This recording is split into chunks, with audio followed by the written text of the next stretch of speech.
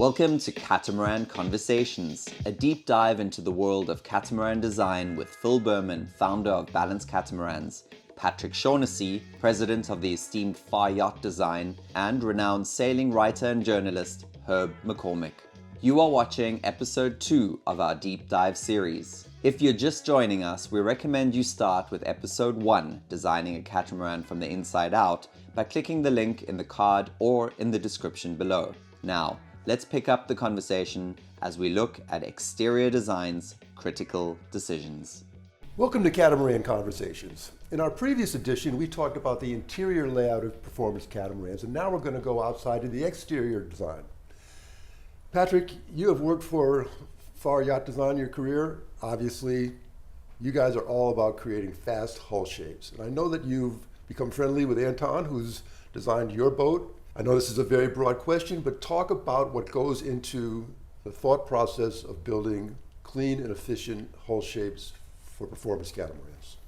Right, so what we talked about in the last segment, talking about the interior, is how at Balance, Phil and Anton like to start with the interior, define the way the boat's going to be configured, and then we talked about how next thing a designer does is kind of come wrap that thing in a hull shape and naval architecture concept that supports that.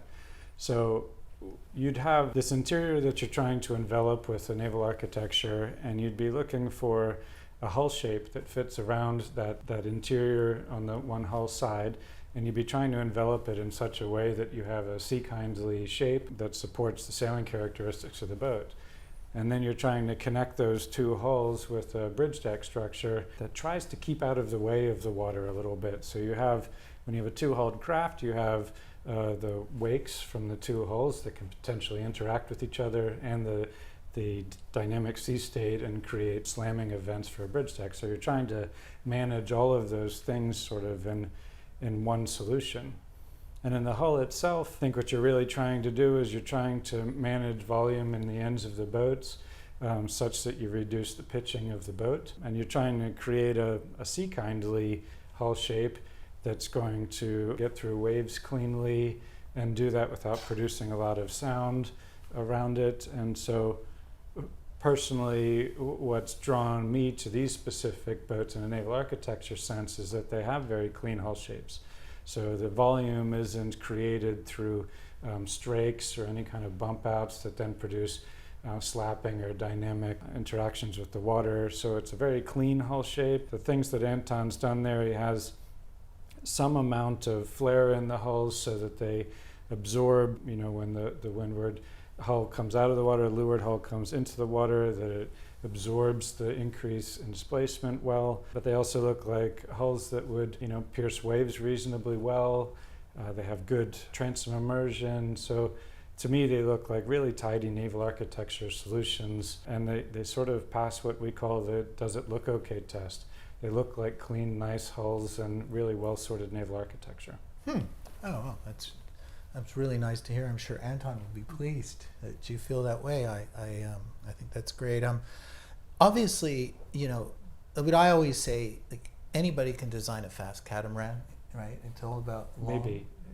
Almost anybody. I probably couldn't, but you could. But a long, narrow, hull fineness ratio is super important, obviously. So, and that's why, what happens, of course, is that when you're building a cruising catamaran, everybody puts the same stuff on our 526 as they put on our smaller boats, right? And then but you have to displace that equipment in a shorter hull, right? And the only way to really get past that is to have a slightly wider hull for its length. And that's why as the boats go up in size, they just get faster and faster because the waterline length obviously becomes really important. The issue of bridge deck clearance and windage is a really interesting one because I spent a lot of time thinking about this. And I mean, back in the day when you did the Cruising World Boat of the Year, you remember the old Voyage 43s and 44s? Those boats had like almost no bridge deck clearance in the old St. Francis 44. But they also had very little volumetric fiberglass because they had so little freeboard. And their hulls were pretty narrow because they had almost no cabinetry. And they were also very beamy boats. Those boats were actually quite fast, They were fast. But you got them in any kind of sea state, and it was just bam, bam, bam, bam, bam, bam, right? And so, you've got to get no less than like 2.5 feet of clearance. It's between 2.5 and 3.5 feet of clearance, in these boats. Obviously, when they get bigger, you build more. But if you want to build in more clearance, just think about it. If you have to raise the freeboard of the boat, say just 4 inches, and then that means that's fiberglass going around 2 hulls and all the scantlings for all that. So then the weight of the boat goes up, right? So you're in that battle. The other thing that happens is as you raise the freeboard and you're going to windward, you've created more windage, right? You're fighting more wind. Yeah, and as boats go faster, and multi-hulls are generally faster than monohulls, as boats go faster, windage becomes a more and more important problem. To windward. Well, and I think anytime your apparent wind is forward of the beam, windage is important, right? Yeah. You can argue that it works the other way when the apparent wind is after the beam, right? Yeah. But you do have this thing, and all of that windage also has a weight, and so it sort of works against you in a couple of times, The dimensions of the cat, whether it's a 45-foot cat or a 70-foot cat, you have to build the clearance, you have to build the freeboard, you have to build the salon room, and those dimensions we're stuck with those dimensions, right? Yeah, they're human factor dimensions. Human factor dimensions that you can't get around, and so that you're trying to design the boat, around that. I guess the thing I would elaborate a little bit on some of these features, like wet deck clearance and other features around the hull shape, is that the audio you hear from the interaction with the sea state is largely what you use to determine that you need to slow down, or that you don't feel safe, and so you can start becoming scared of what you're hearing pretty quickly if those things aren't sorted out or very sea kindly. And I think part of a good boat's job is to instill confidence in its crew. And then, you look after each other a little bit. That boat starts telling you that something's wrong in the way it's interacting with the waves. If you don't respond to that, you'll end up with broken people and broken boats. So having a good sea-kindly naval architecture solution is enormously important for your enjoyability, but also how you're going to use the boat and look after each other, really. Yeah. And I mean, as a rule, generally speaking, we make the beam of the cat around 50% of the length, right? In that range. Because the beam of the cat obviously is like the keel of the monohull, right? The more beam you give it, the more riding moment it has, the more power you can put into the sail plan. When the beams get excessive, though, they seem to want to they'll start to trip over themselves a little bit, like if the beam becomes really excessive. So that's obviously a big factor. And for me, when I'm thinking about like the exterior side of the boat, there's the performance side, but there's also ergonomic side of walking around the boat, getting up to the side decks, getting safely up the side decks, walking around the trampoline. Years ago, a friend of mine had bought this performance cat company that went out of business. It was called Alibi, and I sailed on him with this boat quite a bit. And the trampoline was literally like this. It was probably 2 feet down from the forward deck, and it was such a tripping hazard. Like if you were up there at night, and I thought, why did they do this? So we always try and get our trampolines up, right up to the deck line, and to try and have as little of this up and down stuff. I'm also not a big fan, by the way, of opening deck hatches and walk and passageways, because I've had customers leave them open and people step through them at night. I don't know if you've heard of that. So far in my sailing career, I haven't managed to fall through a hatch, but I don't want to start anytime soon. For me, when I think of the exterior design, I really want to try and make sailing as easy as possible and as simple as possible. And that was the intention of having the VersaHelm, like having all the lines and sheets in one place so that one person can reef the boat, but you can also steer the boat at the same time that you ease the sheets. There's some people that have done pivoting helms, but you have to walk around the helm and go up to a bulkhead to actually operate the sheets. That doesn't make sense to me. Like I think it's really important to be able to steer down and ease out when you're going around. So that's an important thing for me. I try and keep the boom as low as possible, but what we do is we put the boom down and then we raise the clew so we have enough clearance over the sun bimini to try and keep the power of that sail plan down as much as we can, but still have the clearance over the over the helm. Well, I'd like to go, let me just dig a little bit deeper into dimensions, because I think the beam question that you guys just briefly touched upon is really interesting to me, especially, Patrick, from a naval architecture point of view, because obviously with the exterior design, you have to take advantage of what you're putting in the interior. That's a big part. You've got to have the volume necessary to put in your living spaces. What's the sweet spot for a beam? Is there a sweet spot? 60%, I think Phil just said, but 50, what's your take on beam length ratio in a catamaran? I'm not sure that there is a hard number. In power cats, there definitely is, because you have the interaction wake of the two hulls. I think, as Phil said, as the boats, if their hulls keep separating, obviously it isn't an infinitesimally better thing. You can end up with something that's trying to rack a little bit as it's traveling, but within reason, around 50% of the length, there's a sensibility there. And it depends a little bit on the usage criteria for a boat, like how optimums are suited around specific sailing conditions that you're in, these kinds of things. Certainly most of the market is in a relatively similar position in their hull distances, and so I don't think there's a lot to be had in a little bit this way or a little bit that way. It really is in these cases about taking the saloon things that you're trying to accomplish and bounding them in a sympathetic way, and in these situations, I think Phil's point about sufficient side deck width outside of the cabin to get fore and aft on the boats is really important. And these kinds of factors, I think, are more important than 100 millimeters here or there on total beam of the boat. I don't want to shift the subject, but I think about, obviously, with a sailboat, when you're talking about performance and designing a performance boat, you're trying to reduce skin friction under the water, and you're trying to reduce friction above the water, right? So you've got windage, but you've also got skin friction. And the most buoyant hull, where you get the most cluck for your buck in terms of buoyancy, is like a half of an orange, right? More or less. The problem with the half of an orange is that if a monohull is more of a half of an orange than a catamaran. And with the catamaran, we have to make the hulls a little bit more like a V. That actually penalizes the catamaran in terms of skin friction in lighter air. But it gives it the capacity to go faster and faster and faster, right? So when you're flaring the hull shape a little bit, you're giving that hull the reserve buoyancy it needs to respond to heel. So as the displacement's shifting onto one hull as you're heeling, it's giving some pushback.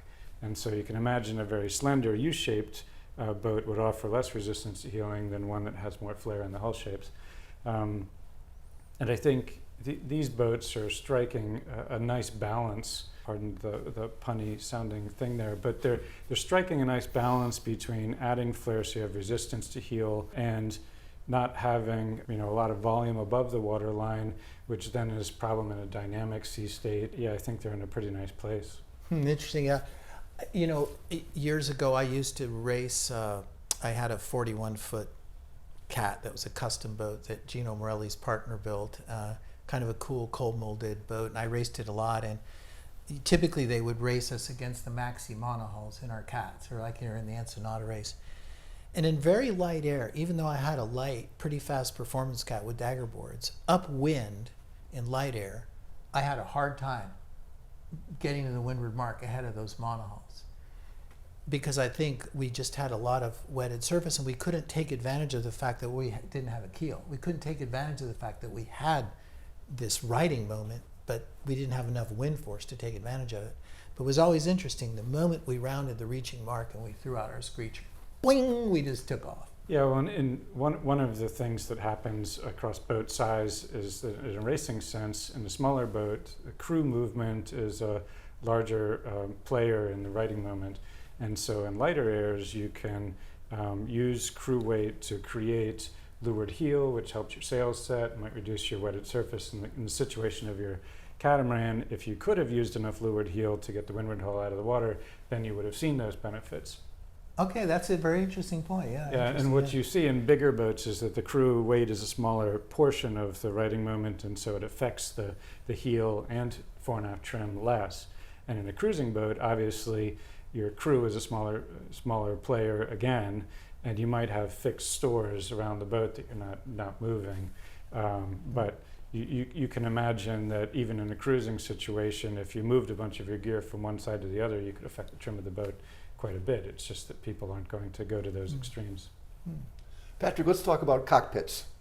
I've sailed all the latest French catamarans. Fontaine Peugeot is an unusual. They like to raise the helm station up to, so you've got the aft cockpit, but it's just a living space. The actual steering space, you go up 2 or 3 steps and you've got all your running rigging controls. The other builders, such as Lagoon, have gone to a full flybridge catamaran. I can't look at one of those boats and not think, I'm looking at a wedding cake, let's put another layer on the thing. Obviously, we've gone with aft cockpits in balance and on your boat. Talk about the different approaches to cockpits and what you feel is the ideal approach. Yeah, so you have some choices with your helm. As you say, your helm could be entirely upstairs, in a flybridge. You could have the helms positioned on a bulkhead, 1 or 2 outboard. You could have helms aft in the boats, quite low in the back of the boats. And I think each of those configurations offers some pluses and minuses, right? I think what Balance has chosen to do with the VersaHelm gives you many of the goods and very few of the bads. So when the helm is in the up position, you have a commanding view across the whole boat, which seems important, access to your control lines without moving around the helm. But then in bad weather conditions where you can lower the helm and close the roof, you have, sort of your delivery mode or bad weather mode where you're downstairs and feeling quite secure. For us personally, that represents a pretty ideal scenario. And maybe the only downside is that there'll be times when you're looking at the leeward side of a mainsail in your setup. So if you're confident in your sail trim and how you're setting your boat up, I think the VersaHelm offers very few downsides. And some of these other arrangements, because they're not converting from one to the other, they're fixed in their solution, they have a lot of downside, about them. And for us, we didn't value having a flybridge or that space up there because we're trying to reduce windage and be a little bit higher performance. And I didn't really think that the exposure in an aft helm was very good for us. And I also didn't want to be sort of exiled out the back of the boat either, So I think there are pluses and minuses, and maybe that's good in a marketplace that different buyers can find things they like. But I think that this VersaHelm solution offers almost all of the goodness and very little of the badness. Yeah, we're going to talk more extensively later all about helms. I really let's talk about that in detail because there's a lot of pros and cons, right, to different helms. But the helm that was really groundbreaking, and because I'm sure you made it the boat of the year, was the Lagoon 440. Remember when it first came out? It had a flybridge. And that was the rage. People loved the flybridge. And what I think part of the reason they loved the flybridge is they were getting a lot of power boaters converting to catamaran sailboats. And so they could sit up there and it felt more like a power boat. I think what we've learned over the years about those in the smaller boats is that it separates the person that's sailing the boat from the people that are downstairs. And so if it's a couple owner-operators, unless the husband and wife are always up there together when they're piloting and somebody's downstairs, so that separation isn't good. And then, of course, you have the real performance penalty of putting that boom way in the heck, up in the air. What I noticed in all my catamaran surveys was invariably when we went to put up the sails on these boats, first of all, you can't get to the end of the sail bag because so that everybody left the sail bag open. So the sails are always burnt at the top, like just charred. And, when it's that hard to zip and unzip a sail bag, you just don't do it, really. Yeah. Patrick, let's talk about aesthetics, the looks of boats. I mean, and this goes true whether you've got a monohull or a multi-hull. You've got the same visual elements that you have to take into account. The amount of freeboard, the bow treatment, the stern treatment, the coach roof. All these elements have to come in whether you're building a Volvo 70 or you're building a Van Dyke Low boat or you're building whatever you're building. I'm going to make this as simple as I can. What to you is a good-looking catamaran? You know, the best thing you can do to make a boat look good is make it longer. And the problem you have is that you can't always make boats longer. And so I think what happens a little bit is that you, in a styling capacity, you try to break up the volumes you have, reflect light differently. And so for me, the solution that they have in the 464 and across the whole balance line does a good job of masking the height that trying to add for interior volume and headrooms in a style that I think isn't very polarizing. It's sort of understated, powerful looking, but stately. So I think these are pretty good looking boats, and I think that they're positioned such that they're going to stay good looking boats for a while. You know, I don't think that styling is going to age poorly. So I think these are pretty nice looking boats. I'm pretty happy. I get comments all the time from monohullers that they really like the way our boats look. The one thing that you know, and I'm not sure if it was Mark Van Pettingen and William Laurier-Prevost from VPLP in France, whether they were the ones that came to the conclusion that it's much better to have vertical windows in a catamaran than slope windows, or whether their salesman told them that. I have no idea, but if it was their idea, it was smart. But you remember the original lagoons, when they came up with the windows were straight up and down, and then it kind of went around. And I didn't think those were particularly attractive. Like, as one of my customers said, he thought it looked like Darth Vader's helmet. But the practicality of more vertical windows is, you can't get away from it. Like, so a lot of times people say, how come your windows aren't more sloped? Well, you slope windows, and you know what it's like in the Caribbean. That boat becomes so hot inside. It's just not practical. And so you need to have some rake. And so what we try and do with our boats is we have a little bit of rake and then a brow that goes over the top. And then we use glass windows, right? So rather than have them kind of go round, we have them kind of angle to give it like a diamond, almost like a diamond shape. That was something that I came up with when working with Anton, and I'm really happy with kind of the way that looks. But there's a lot of people that, you know, they think a really sloped window looks like a race car, you know, and they love that look. But oh my God, I mean, you can grow marijuana in the salon of one of those boats real easy, you know, you just squirt, squirt, squirt, you know. But not a good place to be living. Yeah. Yeah, the windows play a really important role in styling because they sort of give a boat a lot of its soul. So the combination of having relatively large hull side windows and then the windows wrapping around the cabin and connecting those gives the boat a lot of what its harbor identity is. And I think if you use those tools wisely, you can create something that's functional but also has styling that sort of stands the test of time. And I think that's what's been done here. Yeah, you know, one other thing I'd say is one benefit of the VersaHelm is that when it's down and you're at anchor and the sun bimini is back and the top is slid, you don't have, so any single bulkhead helm, you have to have a posted up isinglass surround thing for sailing in foul weather, right? Because you just have to have it. So you have this asymmetric looking thing sitting on top of the boat, and I find those to be very unattractive. But you have to have it because if the wheel doesn't come down and you can't sail the boat in cold weather, you have to be able to sit up there, you know, when it's raining and cold.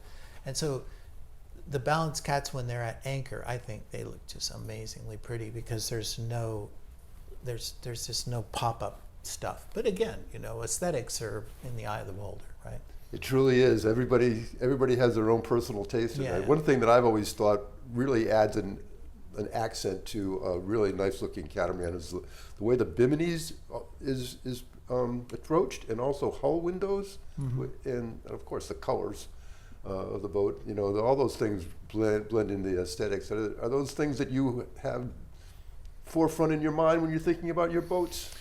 You know, it's interesting. I mean, Anton has always liked kind of long, angular windows on the sides, and I've always found them attractive. And Anton, wisely in my opinion, doesn't like try and do these curious looking things or round things, the stuff that could easily date. They're just clean, you know, windows, because you've got a long window which lets in a lot of light into the boat, and then you have ports, opening ports along the way.